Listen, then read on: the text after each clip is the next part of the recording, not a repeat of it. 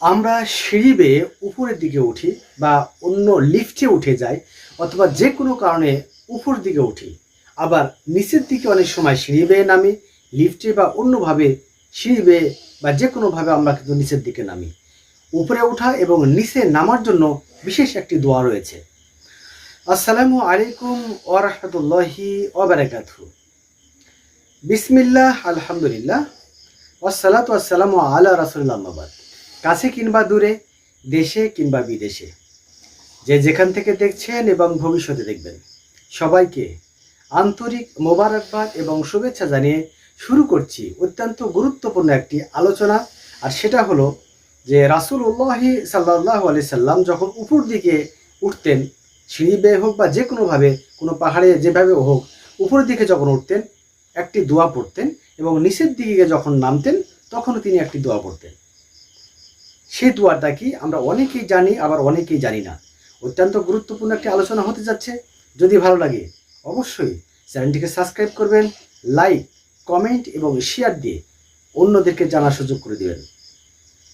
তাহলে চলুন কথা না বাড়িয়ে আমরা আমাদের মূল আলোচনায় চলে যাই। তাহলে আজকে আমার আলোচনার বিষয় সেটা হলো যে উপরে ওঠা এবং নিচে নামার যে দোয়াটা রয়েছে সেটা আমরা অনেকেই কিন্তু এটা জানি না। অনেকেই জানি না যে উপরে উঠতে হলে যে আমাদের একটু দোয়া পড়ে উঠতে হবে, আবার নিচে যখন নামবো দোয়া পড়তে পড়তে নামতে হবে, এটা আমরা জানি না। অনেকেই আমরা বিষয়টা জানি না, অনেকেই আমরা বিষয়টি জানি না। তো আজকে আমি আপনাদেরকে এই বিষয়টা জানানোর চেষ্টা করছি। এই হাদিসটা পাবেন বুখারীতে, তিরমিজিতে হাদিসটা রয়েছে যে রাসূলুল্লাহি সাল্লাল্লাহু আলাইহি সাল্লাম যখন কোথাও কোনো উপর দিকে উঠতেন, উপর দিকে যখন উঠে যেতেন, এই উপর দিকে ওঠার সময়তে তখন তিনি প্রথমে বিসমিল্লাহ বলে পাটা সিঁড়িতে হোক অথবা কোনো উঁচু জায়গাতে ওঠার সময় সেই জায়গায় রাখতেন। তাহলে এক নম্বর কাজ করতেন কি রাসূলুল্লাহ সাল্লাল্লাহু আলাইহি সাল্লাম প্রথম যে কাজটি করতেন সেটা হলো যে তিনি বিসমিল্লাহ বলে ডান পা ওই উঁচু জায়গায় ওঠার জন্য রাখতেন। তার মানে বোঝা গেল যে উপরে উঠতে হলে প্রথমে ডান পা দিয়ে উঠতে হবে এবং বিসমিল্লাহ বলতে হবে। শুধু ডান পা দিলে হবে না, বিসমিল্লাহ বলে তিনি উঠতেন। তাহলে আমরা জানলাম গুরুত্বপূর্ণ একটা বিষয় যে উপরে যখন আমরা এখন বর্তমানে তো আমরা পাহাড় নেই, কিন্তু আমরা সিঁড়ি বেয়ে বেয়ে উপরের দিকে যাই।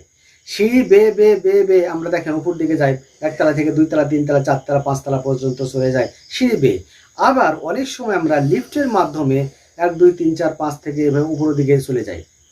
এখন উপরে যখনই আমরা যাব, যদি আপনি লিফটের মধ্যে যান, উঠেন, তাহলে প্রথমে ডান পা দিয়ে বিসমিল্লাহ বলে আপনাকে উঠতে হবে। এখন যদি আপনি সিঁড়িতে যান তাহলে বিসমিল্লাহ বলে ডান পা দিয়ে সিঁড়ি বেয়ে বেয়ে যেতে হবে।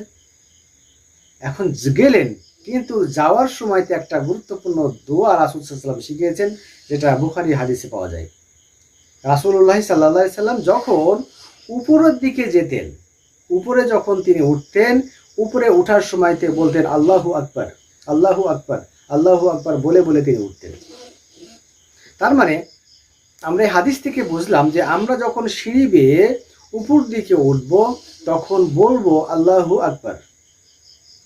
এখন আমি যদি লিফটে যাই তাহলে কি করব? লিফটে যদি আমি যাই, লিফটে যাওয়ার সময় তো একই কাজ। অর্থাৎ আমি যদি লিফটে উঠি তাহলে প্রথমে বিসমিল্লাহ বলে ডান পাটা দিলাম, দেওয়ার পরে আমি লিফটে উঠলাম।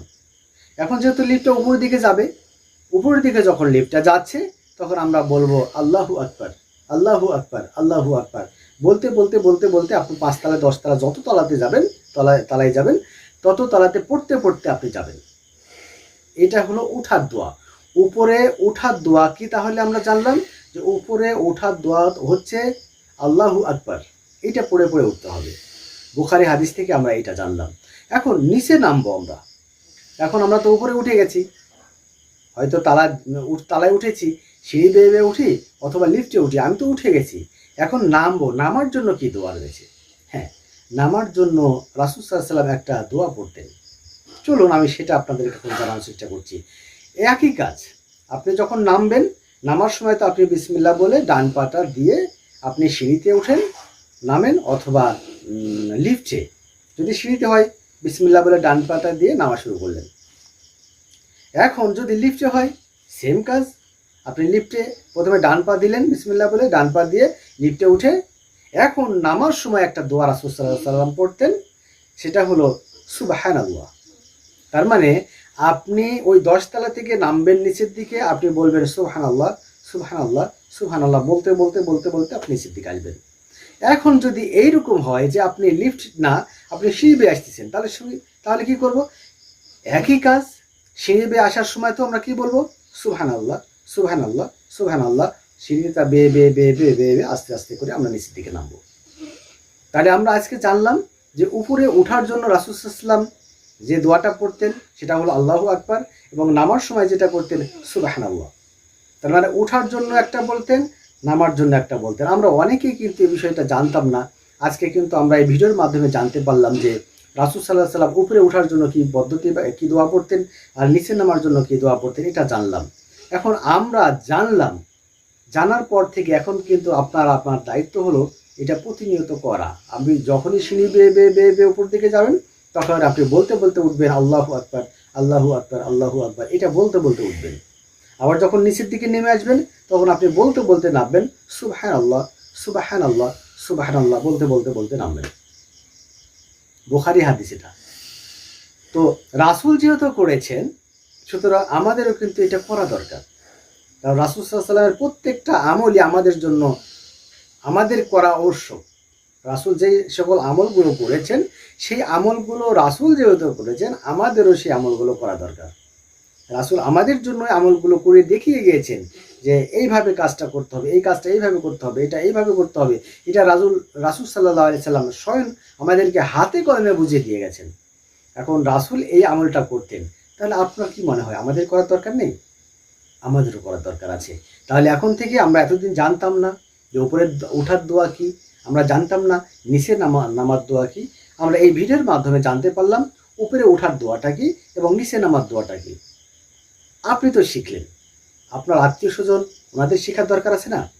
ওনাদেরও শিক্ষা দরকার আছে। এজন্য কি করব, আমরা এই ভিডিওটা বেশি বেশি করে শেয়ার করে দিব, যাতে আপনার বন্ধু বান্ধব যারা আছে, আপনার রিলেটিভ যারা আছে, তারাও যেন এই হাদিসটার উপর আমল করে সওয়াব হাসিল করে।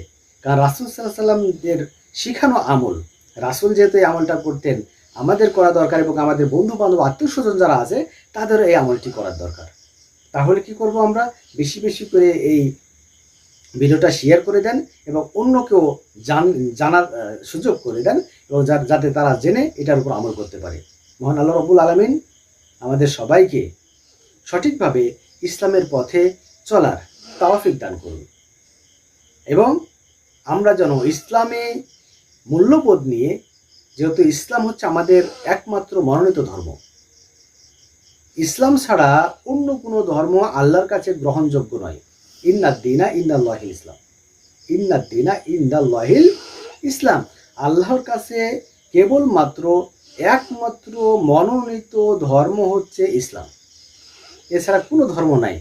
রাসূল সেটা আমাদের হাতে কলমে দেখিয়ে দিয়েছেন।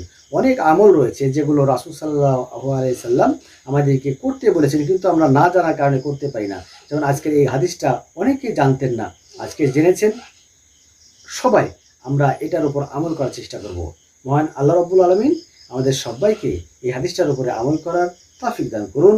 ওয়া আখিরু দাওয়ানা আলহামদুলিল্লাহি রাব্বিল আলামিন। আসসালামু আলাইকুম ওয়া রাহমাতুল্লাহি ওয়া বারাকাতুহু।